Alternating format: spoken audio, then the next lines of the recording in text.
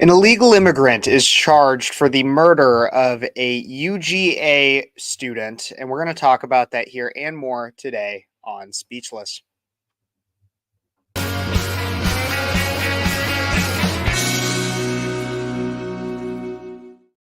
Hey, everybody, and welcome back to Speechless. I'm your host, Phares, 23-year-old conservative activist and radio host of Speechless. But to make sure you guys don't miss a minute of anything I talk about here, don't forget to like this video, subscribe to the channel, ring that notification bell, hit it to all, comment what you think, share it with your friends, all of that stuff.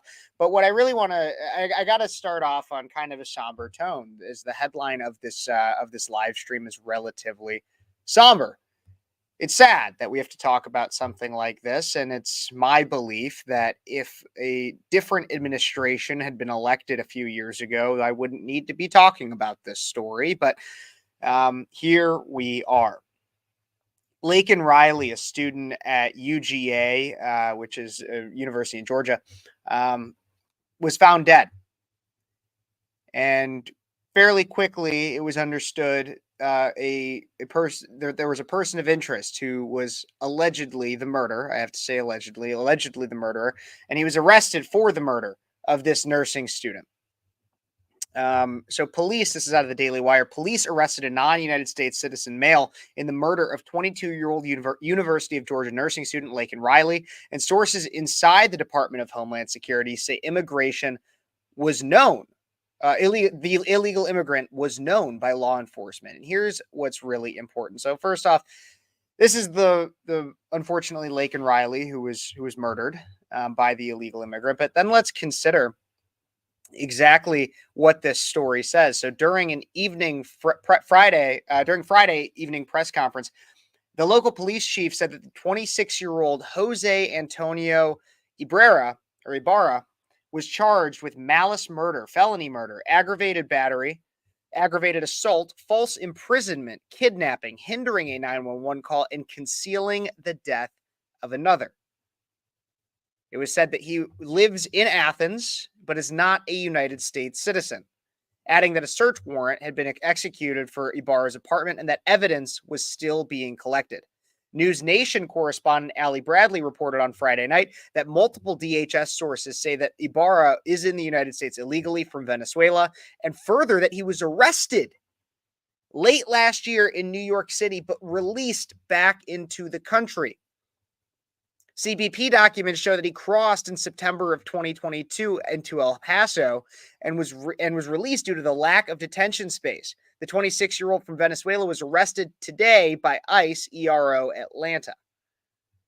DHS sources confirmed that Jose Antonio Ibarra was arrested 5 months ago in New York.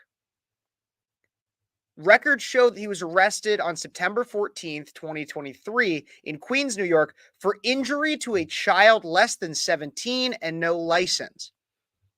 Fox 5 reported that Riley's body was discovered in the woods behind Lake Herrick after she failed to return from a run along a path near the intramural fields. The news report also noted the apparent cause of death was blunt force trauma. Ibarra was identified as a suspect in part due to campus security cameras, witness testimony, and other investigative techniques. The police chief stated that Laken's murder appeared to be a crime of opportunity rather than something premeditated. He said the police were not able to confirm that Ibarra was an illegal immigrant, so that must have been later on that it was confirmed. And this is just an incredibly sad story. There's not too much to break down with it in and of itself, as this isn't actually the first time this has happened. There's been other instances within just the last few years in which we'd seen illegal immigrants take the lives of United States citizens. It's incredibly sad, and it's incredibly sad to think about that this could be your daughter, your mother, your granddaughter, your niece. Laken could have been that. Your girlfriend, anybody. And she was that to some people.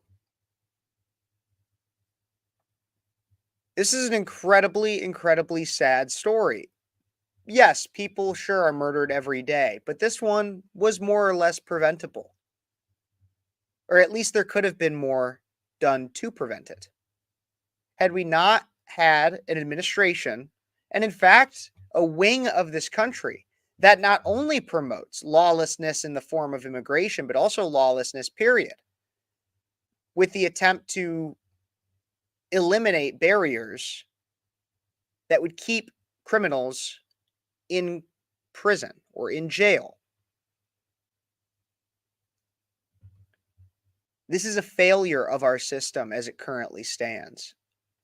And if you didn't already have a reason to vote for change come November, this absolutely should be that. This should be that. This should be an instance in which we wake up and if we get people to wake up and say immigration right now should be one of the top issues on the ballot.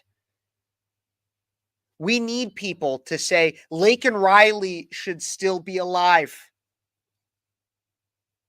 So many others should still be alive. And what is our president doing?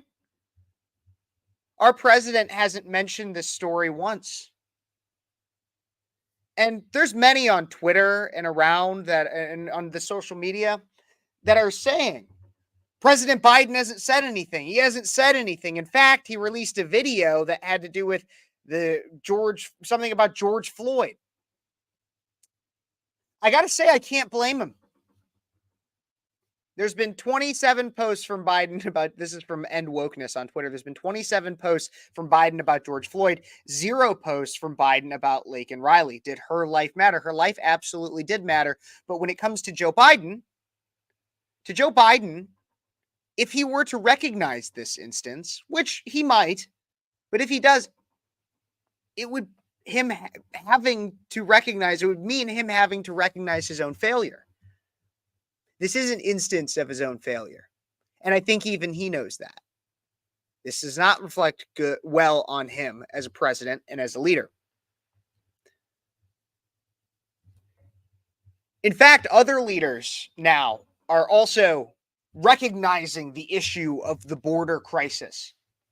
However, they don't recognize at the same time how their policy has led to the crisis itself, crimes against people, and in fact, deaths, such as that of Laken Riley.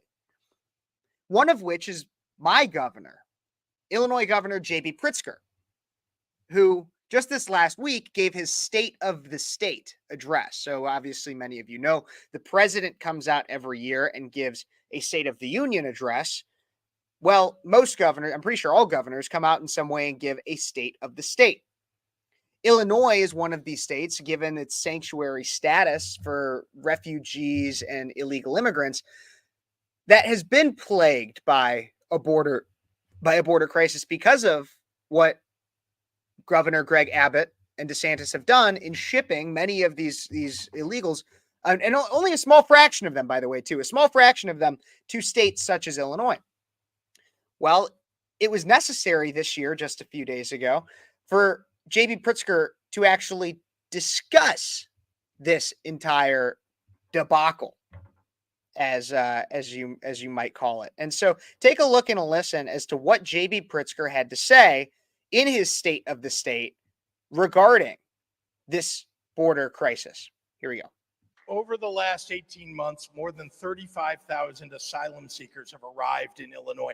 Most of them landed here in buses sent by Governor Abbott of Texas. Abbott willfully planned the arrival of these individuals in locations and at times that would engender the maximum chaos for the city of Chicago and for the asylum seekers themselves. Children, pregnant women, and the elderly have been sent here in the dead of night, left far from our designated welcome centers, in freezing temperatures, wearing flip-flops and t-shirts. Think about that the next time a politician from Texas wants to lecture you about being a good Christian.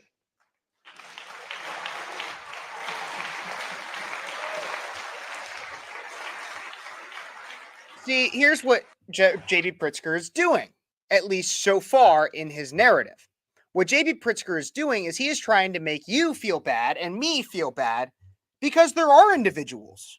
He's not wrong in the idea that there are individuals that are here seeking a better life, and they have become a victim of poor leadership from Joe Biden and governors like J.B. Pritzker. They wouldn't be shipped. If anything, what they have in Chicago is not much different than what they would have had if they didn't cross the border in the first place. We don't have the infrastructure for this. And that's what Pritzker is saying. What Pritzker is saying is what we knew before we started letting all of these illegal immigrants into the country. And while he might try to make you feel bad by saying, oh, these poor pregnant women and these poor children. In fact, according to a report from December 1st of 2023, the sanctuary city of Chicago sees 11,000% increase in arrests of Venezuelans since the border crisis began.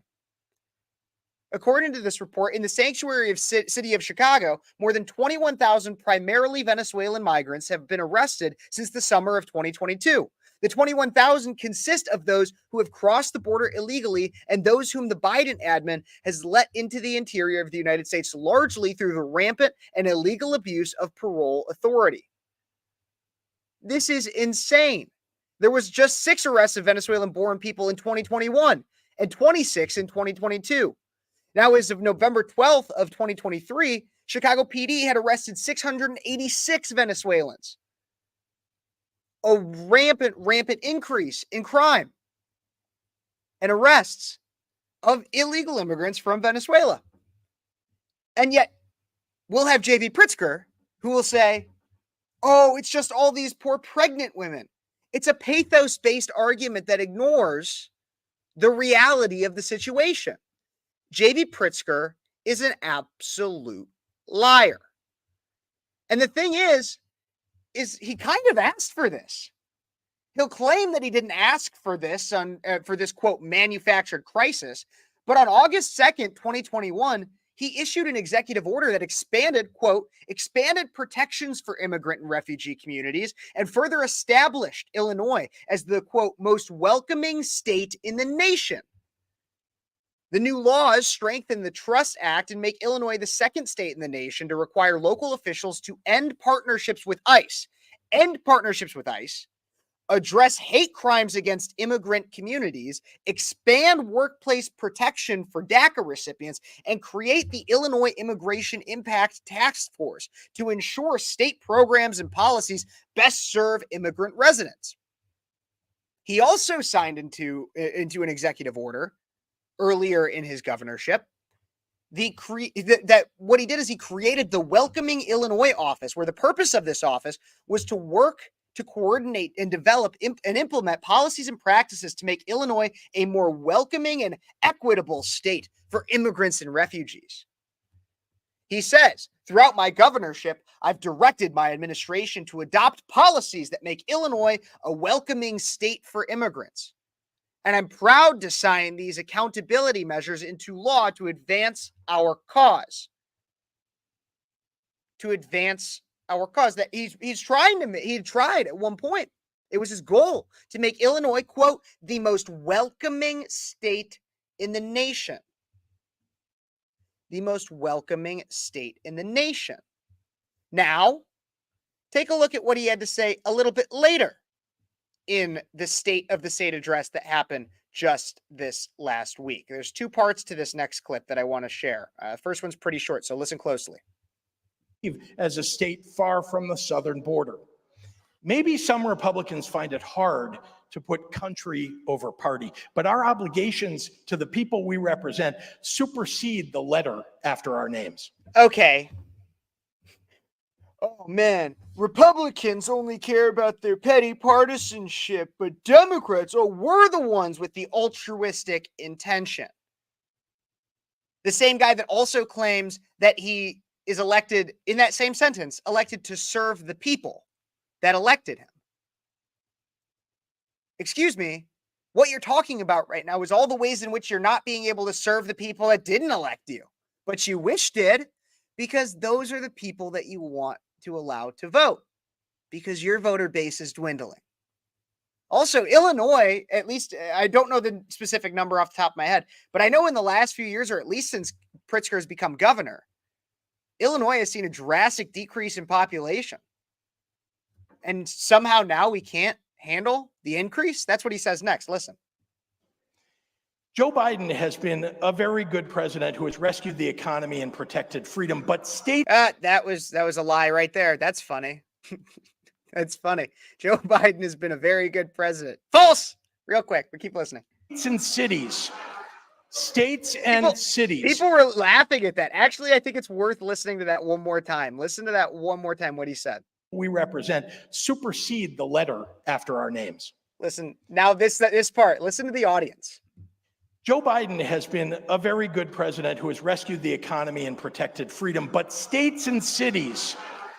People are laughing in the audience. They're like, no, that's not true. That's not true. Keep listening. States and cities in the country's interior are not equipped alone to handle the rapid influx of new arrivals that we have seen. The White House and the federal government need to step up to coordinate and manage these asylum seekers when they cross the border. See, this is hilarious. You asked for this, JB. You asked for this. You made us a sanctuary state. You said, quote, you said, and I quote, I want Illinois to be the most welcoming state in the nation. You said that in your legislation that has to do with accepting illegal immigrants. With accepting illegal. This is exactly what I have been saying for so long. This is a continuation of the illegal immigrants have more rights than you do.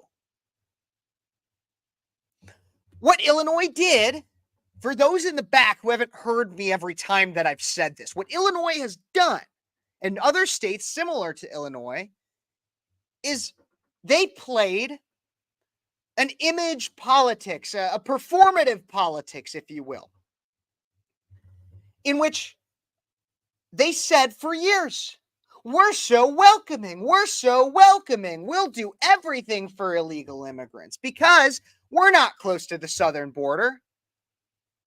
We're not right there. So we'll pretend like we'll just do everything for them. And then we'll shame states like Texas who say deport them because we can't handle it. Oh, but now you get a fraction of what those border states had to deal with. And you're complaining. Now it's, oh my God, federal government, come bail me out. Federal government, please, Joe Biden, please, Joe Biden. Oh, you've been such a good president, but we have this border crisis. You've been such a good president. I don't know if my audio went out, but it would seem as though maybe my stream has been interrupted.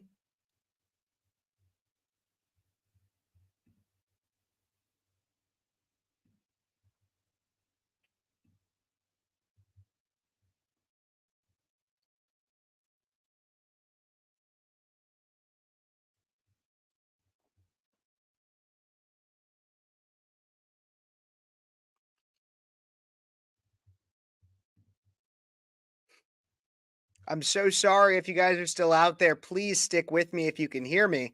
I don't know if you can.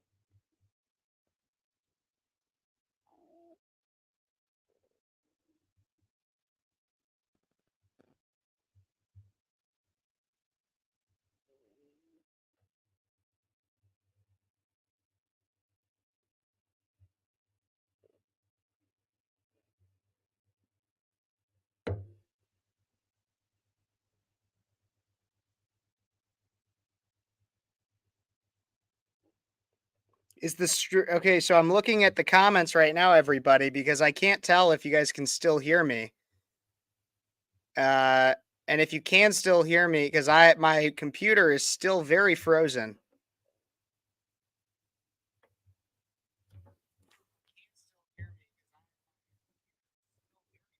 Oh, I can hear myself. I just opened it up on my phone. I see you guys can still hear me.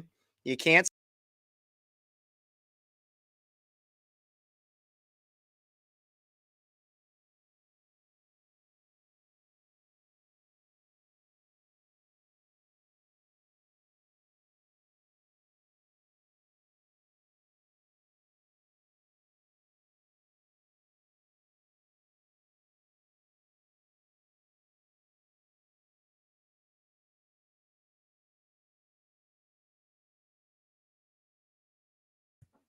What was that all about? I'm back.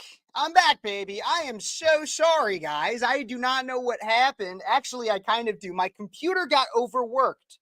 My computer got overworked, and I'm trying to invest more and more into this show, guys. And we're gonna keep going with some of the can you guys hear me? I hope you guys can hear me. Oh my god. Now you can't hear me. You got me back. Can you hear me now? Can you hear me now? What is that old commercial? Can you hear me now? Can you hear me now?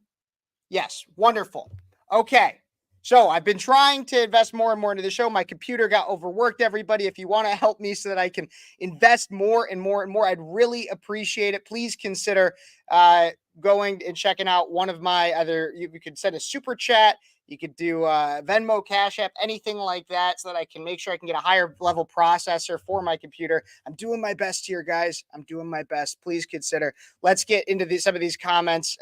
But as I was saying with JB Pritzker, finishing up that thought, is he asked for this. He has asked for it, and now he's begging the federal government. He's begging them for more and more and more. When you got yourself into this mess, bud, and sorry, you're not going to be able to eat your way out of this one, Tubby. All right.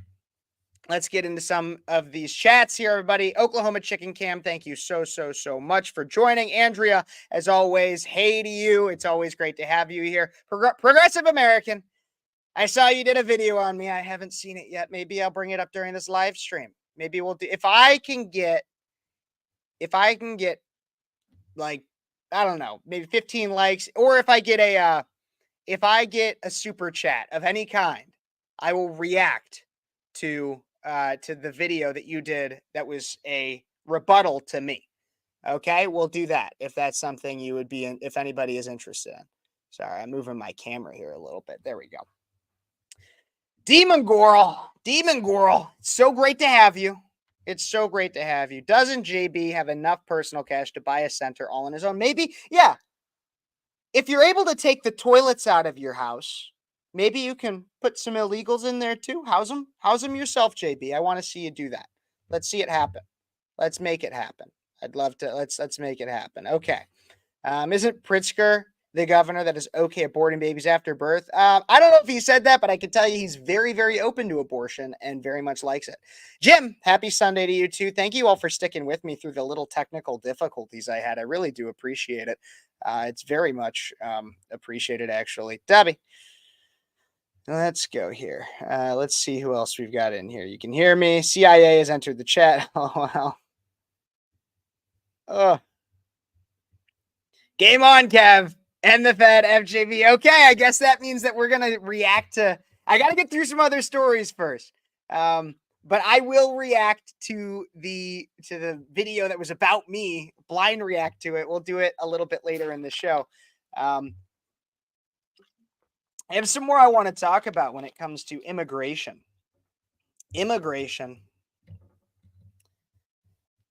Because we covered JB Pritzker. Okay, but there are some JB Pritzkers. I mean, not JB Pritzkers. There are some governors that are actually taking this seriously. Brian Kemp being one of them. Now, I know some people that are big on the Trump train and everything have mixed issues with Brian Kemp based on 2020. I don't want to say forget that, but just like try not to let that affect listen to this story. Kemp slams Biden over the murder of Laken Riley by illegal alien due to your administration's failures. This is objectively a phenomenal thing from a governor who's actually taking this seriously.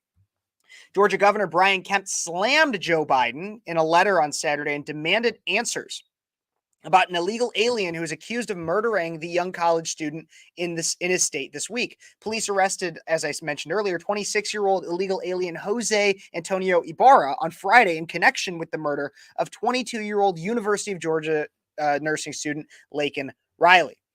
He illegally came to the U.S. in Texas in 2022. I covered a lot of that earlier.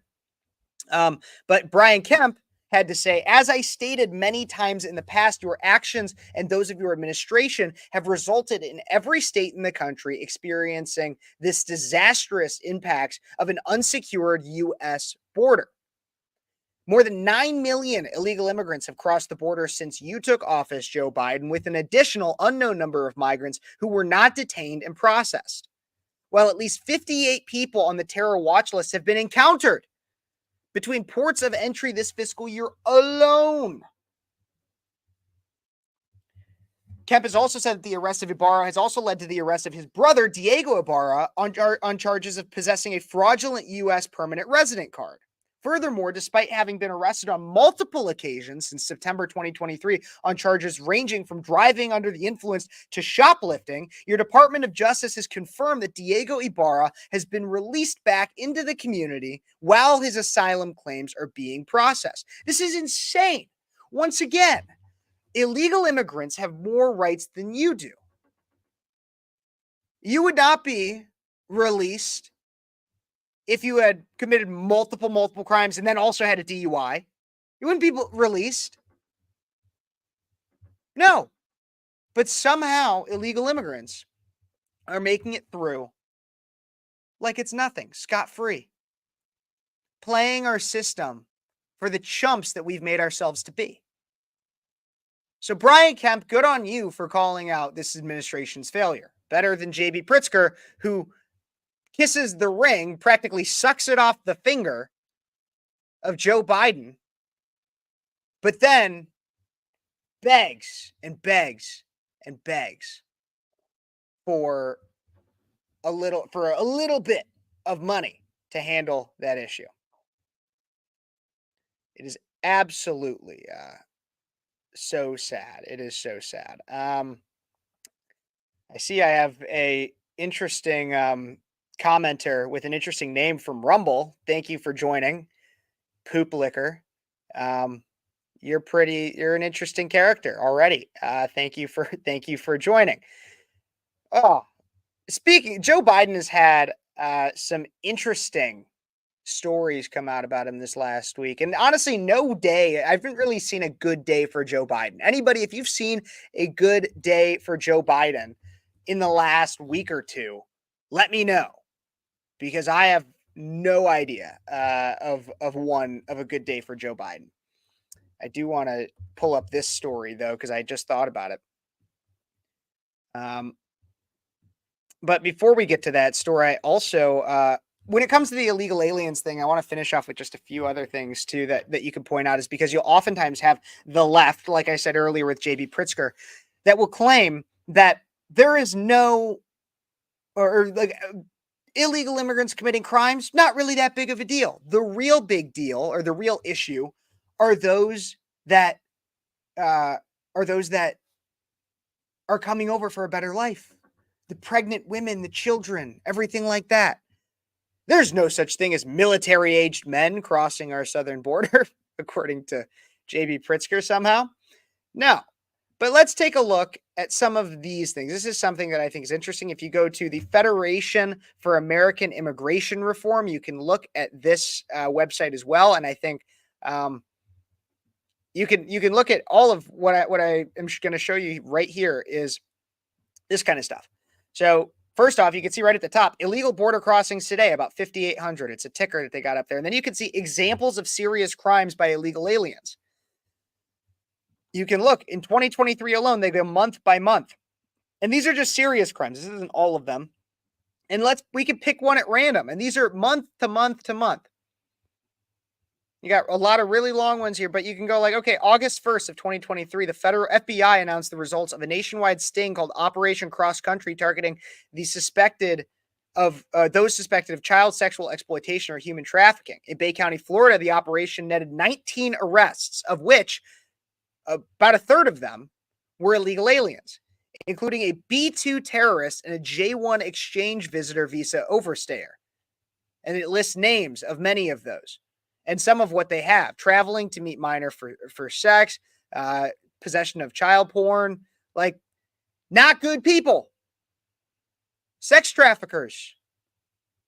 There are plenty of serious crimes, and you can go, if you are really that interested, and if you ever have anybody that says, oh, all the people that are coming here illegally are just perfectly fine people that are just trying to get a better life, there are some, and the truth is many of them are. But we can't have an open border for just anybody. Because, as Donald Trump said, they're not sending their best. They're not sending their best. We need the best. We're fine. We like immigration, but they're not sending their best. And that's really what it is we need to have the best, or at least better than what they're sending. And that's an example, perfect example right there of some of those that are causing issues.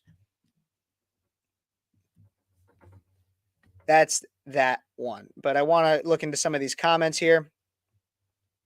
I'm thinking of doing some, Andrea, you're thinking of doing some live streams. Andrea, make sure you send me your channel. I don't know if I'm subscribed to it yet, and I want to do it. And I would join, and I would help you promote it. I think it'd be a lot of fun. We could do that. I'm sure they would take me down. Maybe. But we do need, as Jim said here, we need as many conservative voices out there. Demon Girl says that she'd watch, so that'd probably be good. But let's get into this next story here, okay? Joe Biden, as I said earlier, Joe Biden really hasn't had a good week at all anytime recently. And in fact, out of the Daily Wire, his approval ratings have come back. And let's just say they're nearing another record low, as nearly 70% of Americans disapprove of his handling on what issue? Immigration. Nearly 60% of Americans disapprove of Joe Biden's performance, period, while nearly 70% disapprove of his handling of immigration, according to recent polling. And polling conducted from February 1st to the 20th, Gallup found that 59% of Americans disapprove of Joe Biden, while 38% approve. The polling found that he is underwater on key issues like immigration, foreign policy, and the economy as he mounts a re-election campaign. Americans' approval of Joe Biden's performance has edged down 3 percentage points to 38%, just 1 point shy of his all-time low and well below the 50% threshold that has typically led to re-election for incumbents. Biden's approval rating has not risen above 44% since August of 2021. He has not had above 44% since August of 2021. No wonder he's taking so many vacation days. He's probably depressed. But the thing is that if anybody out there still had a favorable opinion of Joe Biden, if anybody out there was like, oh man, like I actually might have still liked Joe Biden, well, then you must have not have heard this story. Joe Biden was trying to, apparently, I don't know why he thought this would work, but Joe Biden was like, hey, my approval ratings are low. Maybe I should try to appeal to people through a different way. You want to know what he did? Out of the Daily Mail, this is an exclusive from the Daily Mail. Biden, 81, says the key to marriage and to his marriage is good sex. Seriously. How Joe infuriates Jill, his wife of 47 years, with a very risque joke to staff about their private life, even though they aren't shy about PDA. This is like a real article about the president of the United States, Joseph Biden. Joe Biden talking about his sex life to the American people. Take a look at this.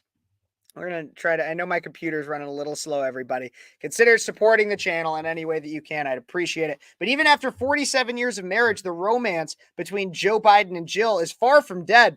from kisses before he boards Air Force One to date nights and him introducing himself as Jill's husband. The stress of the White House has showed no signs of straining their relationship, but in private, the president has revealed some very risque secrets about why their bond is so strong. He infuriates his wife, Jill, by joking that the key to their 47 marriage is good sex. And I don't know why, but that's probably one of the grossest things I've ever heard about Joe Biden, period. And this is a man who has talked about his hairy legs that he lets children touch. This is a man who we've seen sniff and weirdly touch and say weird things to kids. And yet somehow this is one of the grossest things I have ever seen. Oh my gosh, my computer is being quite problematic, everybody. I'm sorry. Here we go. Now I think that should have fixed it a little bit. I don't know if it fixed it on your guys' ends, but it's probably one of the grossest things I've ever heard.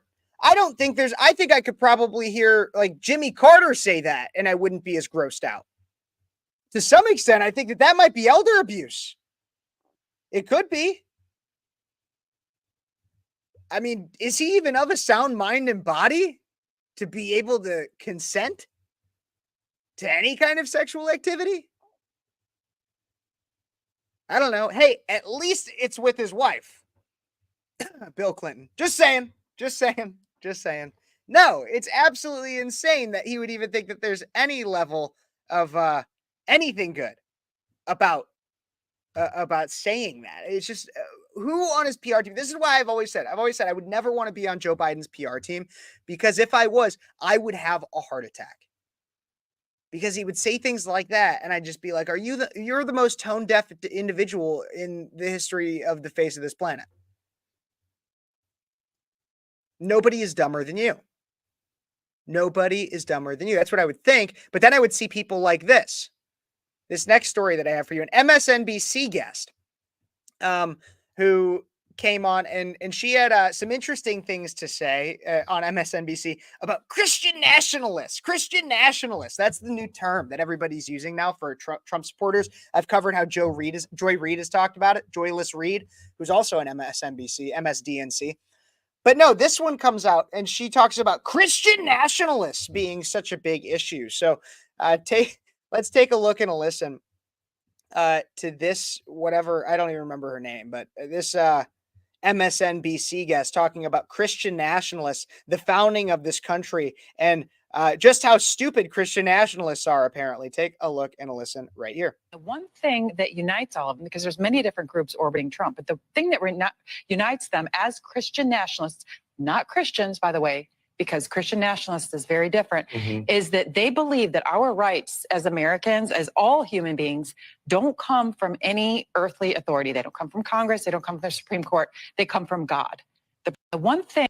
That is one of the dumbest things I have ever heard from anybody on the mainstream media ever. The size of this woman's brain is smaller than a pea. Listen one more time to what she says. This is very different, is that they believe that our rights as Americans, as all human beings, don't come from any earthly authority. They don't come from Congress. They don't come from the Supreme Court. They come from God. Oh man, Christian nationalists believe that our rights come from God? Well, then the founders of this nation must have been Christian nationalists. Why? Have you ever read this little document called the Declaration of Independence, in which it says, we hold these truths to be self-evident, that all men are created equal, that they are endowed by their Creator with certain unalienable rights, that among these are life, liberty, and the pursuit of happiness. That they are endowed by their Creator certain unalienable rights. Endowed by their Creator. Do I need to say it louder? Do I need to be more condescending for this woman? Because last time I checked, right now, in America, our rights are derived from God. And in fact, that's part of the reason why our government works I would love to say it works as well as it does. Our government doesn't really work that well in terms of efficiency, but why America has lasted as long and will continue to last longer is because our rights are derived from God. And where did that actually come from? Do you guys know where that came from? Why our rights are derived from God? Why that's so important? You should know if you don't. Let me know in the comments what you think, but here's kind of a little crash course in it. So that actually came from John Locke. John Locke, and everybody always kind of knows that it wasn't originally life, liberty, and the pursuit of happiness. It was originally life, liberty, and property is what he claimed were the basic God-given rights. And when he says God-given, what he actually said out of his second treatise of government, he said the natural liberty of man is to be free from any superior power on earth and not to be under the will of legislative authority of man, but to have only the law of nature for his rule. Meaning that the very basic fundamental form of what rules us as people is not the government. It's not another man, such as a king or queen or even a president. It is a supernatural. It's a higher power. And that's what he's saying. And this is why our amendments in the Bill of Rights are preceded by the words, Congress shall make no law. Congress shall make no law. The First Amendment doesn't say, we, the government, grant you the right to free speech, free press, free religion. The second also doesn't say, we, the government, grant you the right to bear arms. No. Our rights are derived from God, and there's something very specific about that, because if you don't believe, let's take the counter to that. If you don't believe that our rights are derived from God, then, and you believe the alternative that our rights are derived from government, as such as this MSNBC lady would suggest so stupidly, well, what would that mean? It would mean that you believe that you can simply ask the government for anything, and that the government should just simply provide you anything that you ask for. If the government is the one that gives us our ability to have free speech or bear arms, then two things can be true from that. If the government is the one that has the ability to give you that right, then they are also the one that has the ability to take it away. If God is the one who gives us that right, then the government cannot take that away, or at least is not supposed to. Along with that, what our Bill of Rights says is, once again, not that these rights are being granted to you. What it says is these rights are already granted to you, and it's supposed to be the rule of government to protect said rights, to protect the First Amendment, to protect the Second, to protect all of them. And anytime that rights have been added, because people will say, well, we have certain amendments, rights that are added, such as like our civil rights amendments, 13th, 14th, 15th. Other rights that are added or discussed are ones that are added because they're believed to have been natural rights already, rights derived from a higher power. Because that's the other thing that's important. When we say God in terms of government, we're not talking about a secular God. I believe my rights are derived from my Catholic God. Others non-denominational, others Jewish. Some might say Allah or whatever you believe in. But it was a non-denominational God. It was meant to, that's why under John Locke it said natural rights. It's the idea of these rights are natural to you. They are inherent and they're born unto you from a supernatural power, from something that is not earthly. And that's the entire point. We have leftists who don't actually recognize this, or they hate it for two reasons. One, they'll claim that there's a necessity for a separation of church and state. They'll claim that it's somewhere in the Constitution, which it's not. There is nowhere in the Constitution that says separation of church and state. They derive it from an interpretation of the Establishment Clause, or the Establishment Clause of the First Amendment, that says that we cannot have a national religion, meaning that you're free to practice whatever religion you want in the United States. And they'll claim that that means there has to be a separation of church and state, that God cannot be anywhere in the in government. That's stupid. That's stupid. A true Christian, a true Jew, a true person who is religious cannot separate themselves from their religion. They can't. In fact, in church today, my homily was about how you need to be giving yourself up to God. If you are doing things in your life, if you have anxieties, stressors, depressions, it's important that you give these up to God, that the things that you do in your life, bad and good, are granted to God as sacrifice in some way, whether that's gratitude for the good or accepting his grace to alleviate the bad. Everything in your life as a Christian would have to do with God. And so that's my longer-winded way of saying the separation of church is not only non-existent, it's not like a real thing, it's also not possible. It's impossible. Now, what is really meant by the separation of church and state is, once again, the Establishment Clause, that we're not going to have a national religion. Now, bringing it back to the MSNBC host, the things that she's saying is, first off, Christian nationalism, it's false. It's not a thing. People are not, I mean, there are people out there that are like, I want America to be a Christian nation. And then I am wholeheartedly that this needs to be a Christ-based nation, period, and no other religion should be allowed. That would be a Christian nationalist. Majority of Trump supporters aren't like that. And anybody who believes they are is a patent idiot with the brain the size of a pea.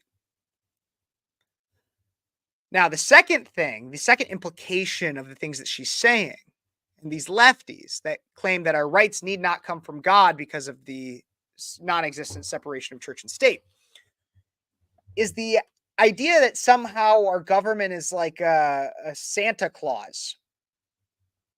That our government just gets to basically wave a magic wand or fly around with some, I don't know, like an Apache attack helicopter and just like give you everything that you could possibly want.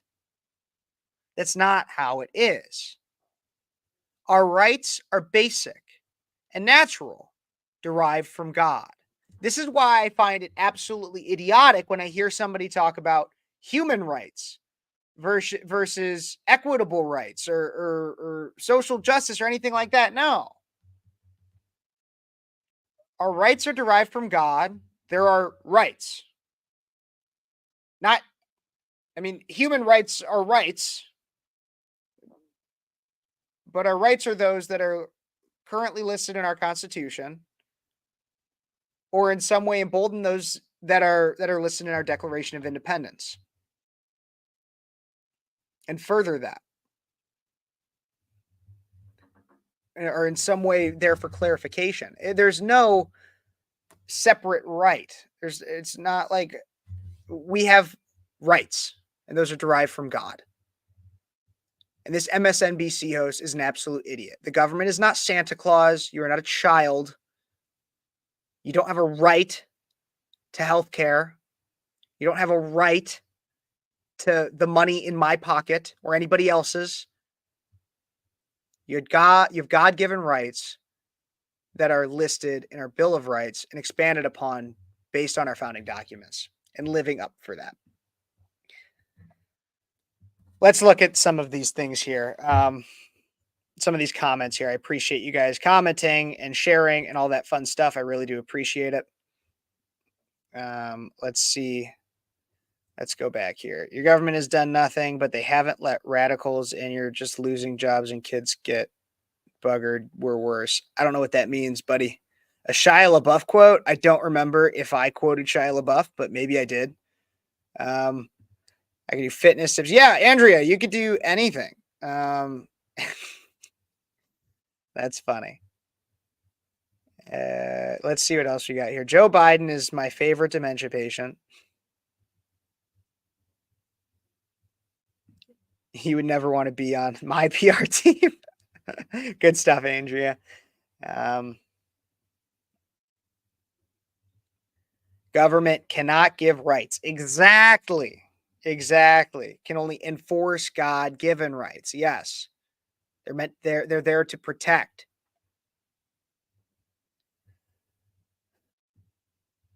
Let's see what else. Perfect explanation. Thank you very much, Jim. I appreciate that.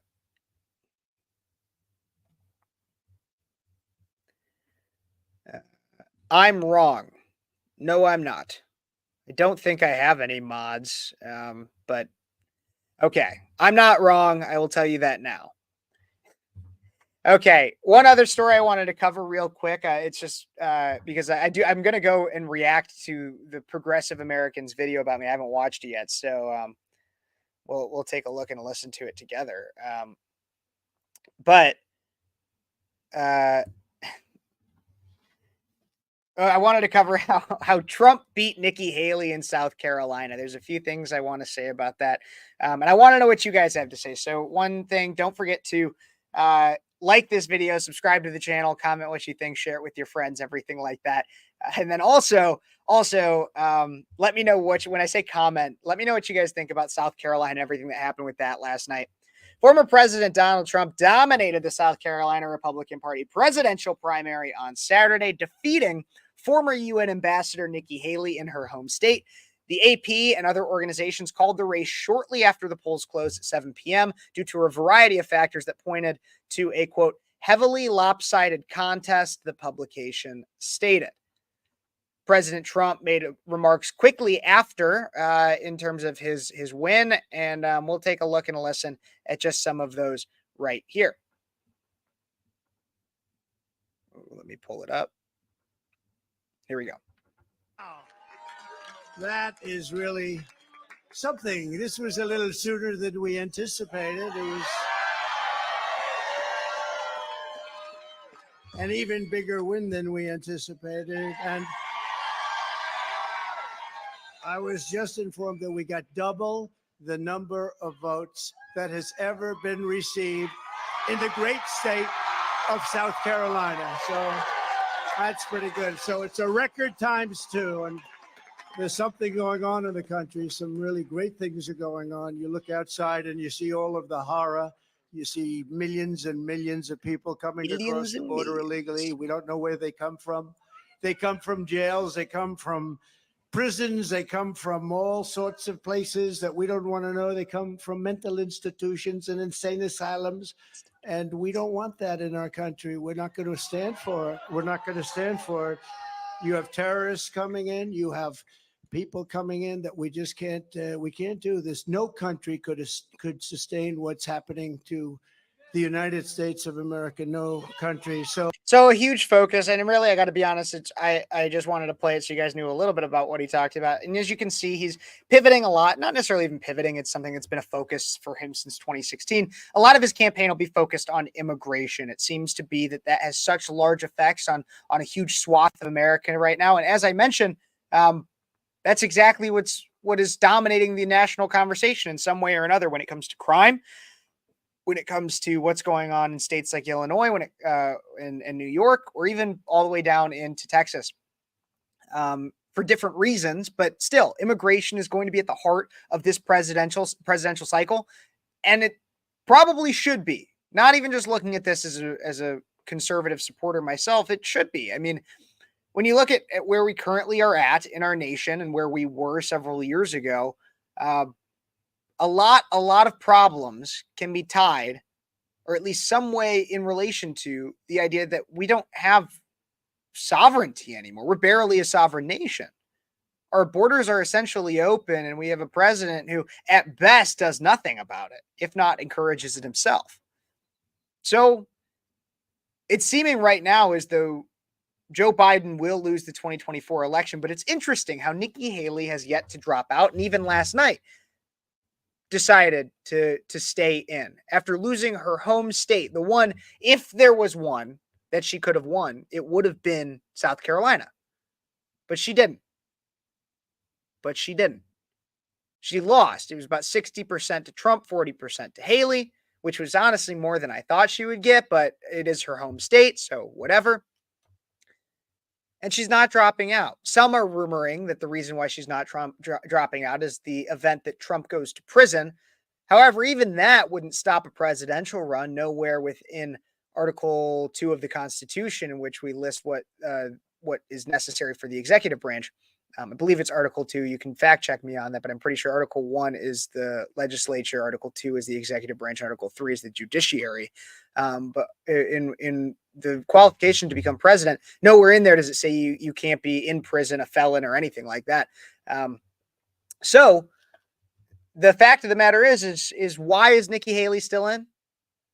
Well, I'm willing to bet there's financial incentive. I'm willing to bet there's financial incentive. That's really what I think it is. So, I don't know. That's everything that I had 100% planned. However, I did receive the super chat from Andrea that I said was necessary for me to react to the Progressive Americans video about me. It would seem as though some of my connection is getting unstable. At least it says that. I'm going to hope that it stables itself out here sometime soon. Close a lot of my other tabs so that I can hopefully do that. But okay, so let's take a look at everybody. If you want to go check out another side of the aisle, you're more than welcome to do the Progressive American and check out the Progressive American. I could say I know him personally. He's a nice person. I just heavily disagree with him on a lot of different things. But he made a video that is entitled, uses my full name. Kevin Phares, me, has a horrible take on Putin and Tucker Carlson. Now, many of you guys might know I say a lot of things. I have hours and hours and hours and hours of content on all my channel, across all my channels and everything. And so I know what my beliefs on Putin and Tucker are. So we're going to see just how terrible he thinks. I actually think that of all the things that I've said, that was not my most controversial. But let's see exactly how horrible my takes on Putin and Tucker Carlson are. Take a look and a listen. We'll pause this a little bit.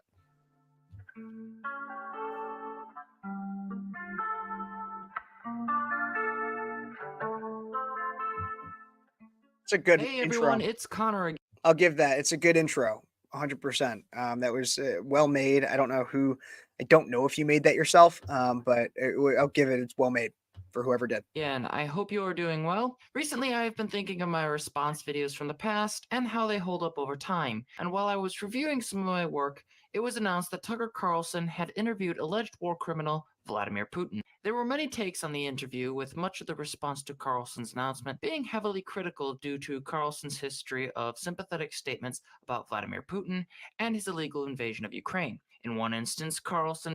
I want to know how the invasion was illegal.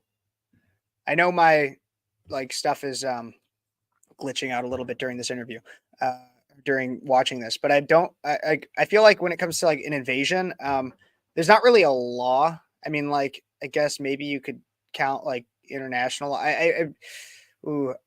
It would depend on your. I feel like there's not really. If you want to invade another country, there's not really technically wouldn't all invasions be illegal, but that would also mean that you would have to have I don't know. I see what you're saying here. Under international law, wars of aggression are considered illegal. Yeah, I guess I wouldn't consider Russia to be subscribing to international law either way, though. So it would mean that you would be expecting them to play by your rules, which they never have in the first place. But let's keep going with this. It's not the most important part. And demanded to know why he should care about the Ukrainians, going so far as to say that he was rooting for Russia. So Hunter Biden didn't. I know Hunter Biden. I actually like Hunter Biden, but that's totally corrupt, and you know it. Why is it worse to ask about it than it is to do it? Because people are dying on the front lines. You think it's a joke? Why do I care?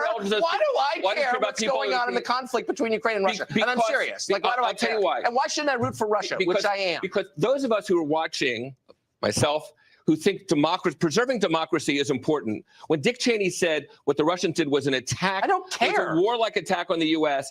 And I think if Donald Trump gets off the hook on this, he's going to put the arm on the Chinese and everybody else. Carlson would later claim that this was a joke, but considering the framing he gives to his audience for this interview suggests that it, like many other things Carlson says, is a cover for his real intentions. Carlson's history of pro-Russian commentary should be enough to suggest that Carlson was not going to be a reasonable or balanced interviewer, but that context and the larger concerns surrounding Carlson's intentions in interviewing Putin were sadly misrepresented by none other than conservative podcaster Kevin Phares. It's me. It's me. Hey, that's cute. That's me. Okay, let's see how I misrepresented the intentions. Also, how do you know the intentions? I mean, like, the only way that I know the intentions, or that I've said I've known the intentions, I would assume, I mean, maybe unless I misspoke, which I'll apologize if I misspoke, but the only way that I would know is based on what he has said. But let's hear. Those who have been watching my show will likely know Phares, as I have previously made a response video to his coverage of the Mar-a-Lago search by Such a bad picture of me. It's when I was like 50 pounds heavier.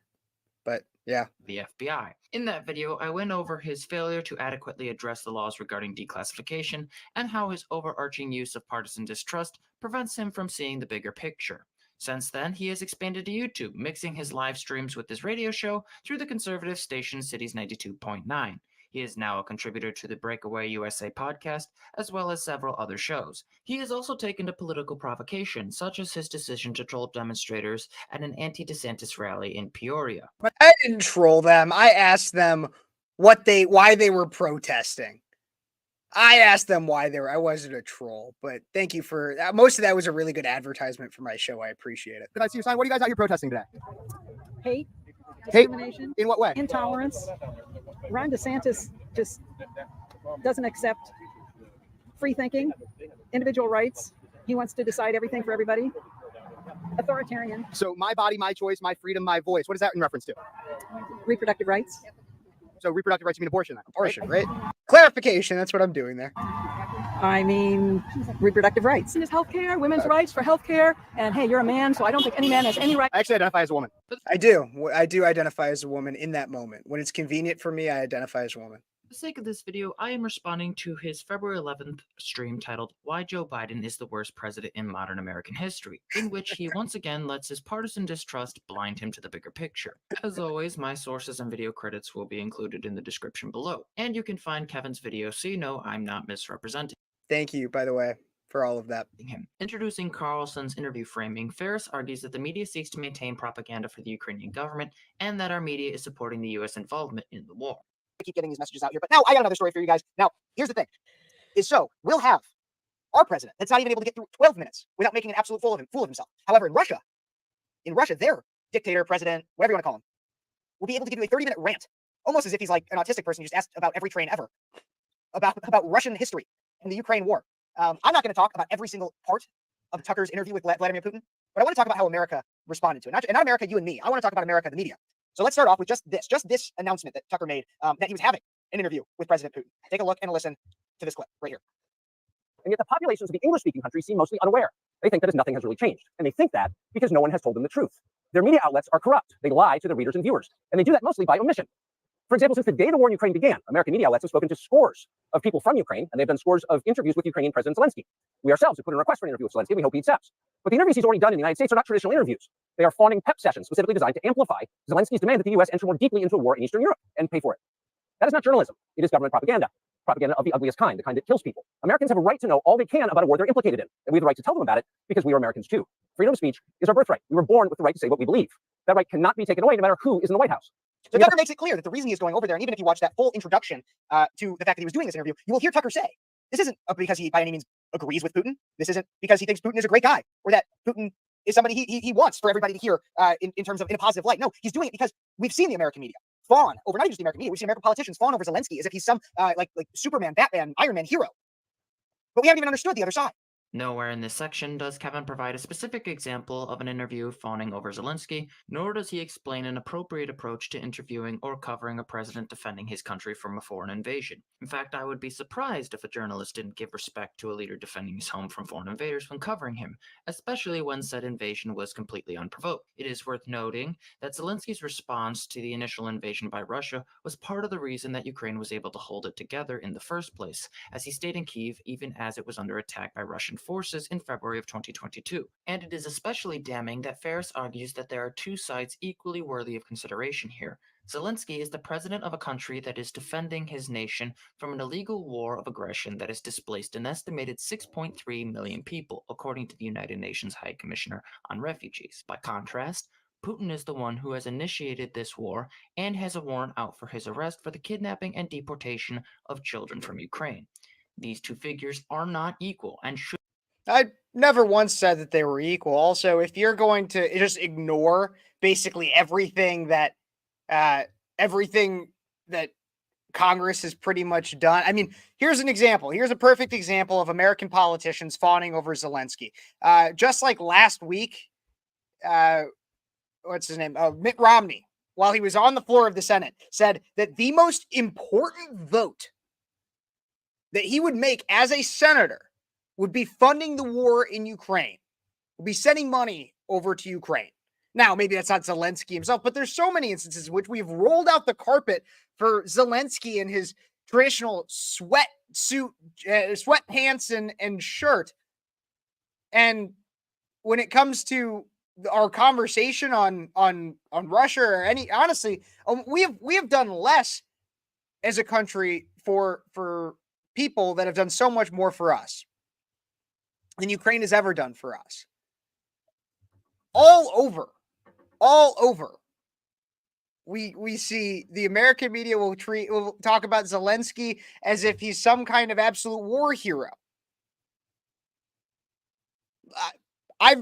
Here's the thing is, okay, fine. I'll find some more specific examples for you, but if you haven't seen it, then man, like my computer's running at, like, you guys can tell it's at absolute, like, terrible speed right now. But I can find it for you. I can find other examples for you. It happens all the time. Like our American media has a clear vested interest in pushing Zelensky as if he's some level of a war hero. And I'm also not denying that, yeah, he is defending his nation. But at the same time, when we have an American media that fawns over Zelensky and acts like Putin is the absolute devil, maybe we should. I just want to hear both sides. That's what I wanted. But let's keep listening as to apparently how awful I am. And I do love how in the comments I see that the video is clearly altered. Kev is talking at Ben Shapiro speed. You see, hypothetically, that I can talk faster. But let's keep going with this. Shouldn't be treated as such. There is no equivalence between Putin and Zelensky. Continuing on, Phares encourages his audience to watch Tucker Carlson's interview and rightfully criticizes Putin for his more kind view of China. However, he also creates yet another false equivalency, arguing that Carlson is being criticized for journalistic actions taken by other figures, pointing to a 2001 interview with Putin by Barbara Walters. And I recommend everybody go watch. I mean, it can get boring. I'm not going to lie. I watched the 2-hour interview between Putin and Tucker. I watched it throughout multiple sittings. And there's things that I found Putin to say that I'm like, man, that's interesting. But at the same time, then Putin would say that he thinks China is amicable and wants to compromise with people, which by no means do I agree with. And I think that's the problem. And we're going to talk about that problem. But we're going to first talk about this problem, which is the fact that as soon as Tucker announced in the last week that he was going to be doing an interview with Tucker, that Tucker said he was going to do an interview with Putin, the American media comes out and says, oh my gosh, this is so awful. The guy in this video right here is very attractive. Whoever he is, very attractive. Probably one of the most attractive people I've ever seen. His voice is a little fast for me, but if it was slowed down just a little bit, very sexy. Honestly, very, very impressed by this individual that's speaking. And he says a lot of right things I agree with. So Tucker Carlson is going to be a shill for Putin. There was many, even on Twitter, X, formerly known as Twitter, that saying that he should be barred from re-entering the United States, that he's pushing propaganda, that he is a terrible person, and for even engaging with the devil that is Putin. Really, Tucker Carlson is terrible, apparently, for engaging the devil that is Vladimir Putin. However, several decades ago, it was like at least 2 decades ago around, when Barbara Walters interviews Putin, it wasn't an issue. Take a look at this clip. He is only the second elected president of the new Russian Federation. Boris Yeltsin was the first. Putin's administration is committed to massive changes in the way Russia is governed, does business, and deals with the outside world. Putin is now one of the most powerful men in the world, but he is little known in America. He and President Bush seem to have connected with each other in ways that surprise most pundits, and may have surprised them as well. President Putin has been preparing for next week's summit meeting in his Kremlin office, where I met with him before our interview. It's my great privilege. So Barbara Walters meets with him. She's not a spreader of propaganda. No, she's just doing what her job is as a journalist. Tucker Carlson, as he says, is over there. As the American media fawns over the pornographer and actor, Volodymyr Zelensky, we're not allowed to ask questions of Vladimir Putin, or at least hear what he has to say. It should go without saying, but the context of American relations with Putin and the role Putin played in world affairs has changed significantly. When Barbara Walters interviewed Putin in 2001, Putin had yet to invade Ukraine and was actively discussing the need for cooperation between the United States and Russia, as well as responding to terrorist threats around the world, as the transcript of the interview shows. When Walters was interviewing Putin, he hadn't yet ordered the 2008 invasion of Georgia or the illegal annexation of Crimea in 2014. So that means that we shouldn't interview him? Because he's become more hostile and in multiple ways, and because he's like, that means we shouldn't interview him. There's also, I mean, we've also had instances in which we had American journalists. I forgot the exact one, but I know American journalists, I believe, interviewed Osama bin Laden, if I'm remembering correctly. But I know that terrible people that have committed terrible acts have been interviewed by American journalists in the past after they've committed terrible acts. So I'm just saying on that one. Carlson can't say the same. Putin is an alleged war criminal now, and the reality changes how reporting handles his presence. That much was evident to many, especially after the Russian Federation faced allegations of genocide, something I reported on in April of 2022. Also, not to mention the fact that even CNN came out and said, it was one of the CNN hosts came out and said that she had, and that CNN had attempted to reach out to Putin to interview him as well. And so, like, what this sounds like is like you're saying we shouldn't interview him because he does bad thing. He do bad thing. No, that doesn't mean. It is clear. It was clear based on the response that people were mad that Tucker was the one doing this interview. That it was because of who he is. Because he doesn't work for the mainstream media corporate shills. Just saying. Simply put, the context around Carlson's interview with Putin is far more dire than it ever was with Walters. But even worse than that, Phares goes out of his way to clip CNN anchors outright to make them look like they are complaining about something they are not. And when they're not trying to say that Tucker's an awful person for interviewing him, they're also admitting that Tucker did what they couldn't. Take a look at this clip from CNN in which they're obviously very mad that Tucker Carlson was able to get an interview when they weren't. Take a look and listen. Perfect. This is what I was just talking about. That's a lie. Serious news outlets, including CNN, have requested Putin to interview over and over again. No, but they never got one. And so they're obviously, maybe that's the reason it is. Maybe they're just simply butthurt that they weren't able to get an interview. If you were to use the clip provided by Phares and only that clip, it would appear that CNN's Abby Phillip was upset about not getting access to Putin. However, take the full 20 seconds of that segment and the meaning changes significantly. We're here to interview the president of Russia, Vladimir Putin. Tucker Carlson is lying from the streets of Russia, no less. Not a single Western journalist has bothered to interview the president of the other country involved in this conflict, Vladimir Putin. That's a lie. Serious news outlets, including CNN, have requested Putin to interview over and over again. In this case, it becomes clear that Phillip was responding to Carlson's claim that journalists in the mainstream media were not trying to understand Vladimir Putin's point of view. I don't think that the meaning changed significantly. What Tucker said, no one had at that point bothered to interview. And then she claims, we've tried, we've reached out. I think he's not necessarily lying, and she still sounds butthurt. I don't think the meaning changed significantly. As Phillips rightfully argues, journalists at CNN and many other outlets have tried to reach out to Putin, but for the last 2 years, Putin has refused access to American journalists. Only Carlson received permission to interview Putin, and considering how little Carlson cares about facts, I am not surprised.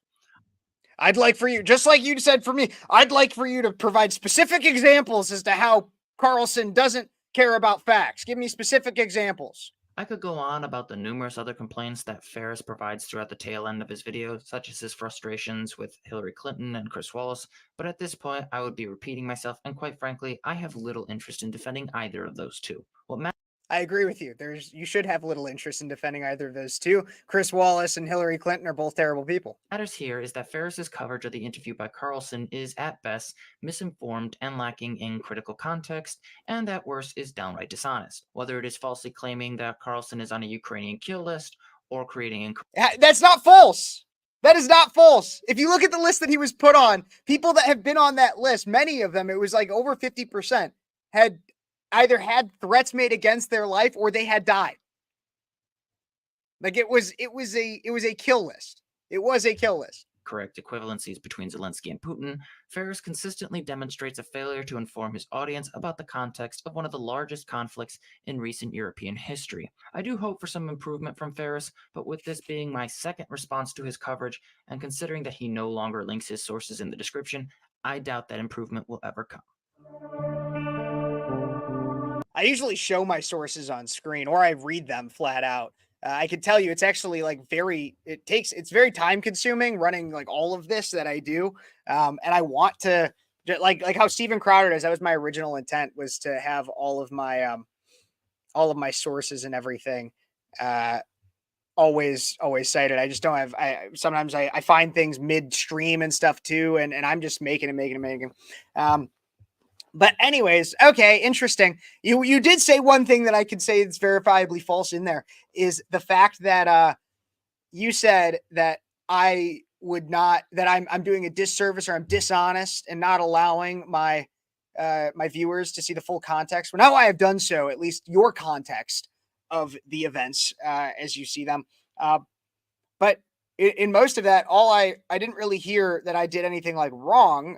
It was just that you disagree with me, which is perfectly fine. You disagree with me. I defended any time that you said that I lied, which I didn't. Things I said were absolutely true. The context of the interview is different. It's an interview with an American journalist, and that's the problem, is that people just see Tucker Carlson because he himself is honest. Here's the difference. You want to know the difference between Tucker Carlson and anybody else that interviews anybody? Is that Tucker Carlson is honest. He says, and people know, that he's a conservative, that he's somewhat more populist. Other journalists will come out and be like, I'm objective. I'm a journalist. I'm so objective. And they're liars. Simply put, they're liars. They're not objective. They have a reason for what they do. And it's stupid. But I do think a little bit, okay, get off your high horse at the end there too, bud. Look, I think you're a nice guy. I've always said it. I think you're a nice guy, but get off your high horse at the end. I'm hoping he'll change his ways. I do not know what I do not know. I'll tell you that. And so interpret that how you would like. That'll be my response. I do not know what I do not know. And so that's what I'll say. You cited E9 miles strong. I have been on the website as well. It is straight up not a kill list. It is. It is a kill list because when you look at it, the people that are on it have had threats made against their lives, and then many of them die. So while the list itself might not be titled kill list, it would seem as though, logically speaking, that those that are on it, people are seeking to kill them. Not to mention the fact that Zelensky declined, at least as far as I know, Zelensky declined the interview. With him. And so if we really wanted to, I think it'd be interesting to see how it would work. Jim, definitely, yeah, check it out. Go check out the Progressive American if you guys want to. Check out the other video that he did responding to me. Interesting. I don't know. I don't think that's the most controversial thing. I think you could come up with there's probably times I've actually like misspoken. I don't really think I misspoke in pretty much any of that. Yeah, maybe I could have added a little bit more context to some of it, but it wasn't like any of the missing context changed the definition of my argument or what I was saying. Interesting video though. I will say well produced. Congratulations. Well produced video. But that's pretty much what I got for today, guys. As always, please consider supporting the show. Venmo, Cash App there. I'll probably go live either tomorrow or Tuesday. Going to try to work on my computer a little bit more to make it faster. If you want to support the show through that, I'd appreciate it. In the meantime, also check out some of my other videos that are going on the channel. If you got anything that you want me to talk about, speechlesskp@gmail.com. Let me know, speechlesskp@gmail.com. I'd love to hear from you. Don't forget to like this video, smash it, like button down there, comment what you think, share this with your friends, and subscribe to the channel. And ring that notification bell, hit it to all, because we all know ScrewTube makes it harder for my content to get out there. So God bless you guys. God bless America. And until next time, thank you so much for tuning in. I'm your host, Kev Phares, and you've been watching Speechless.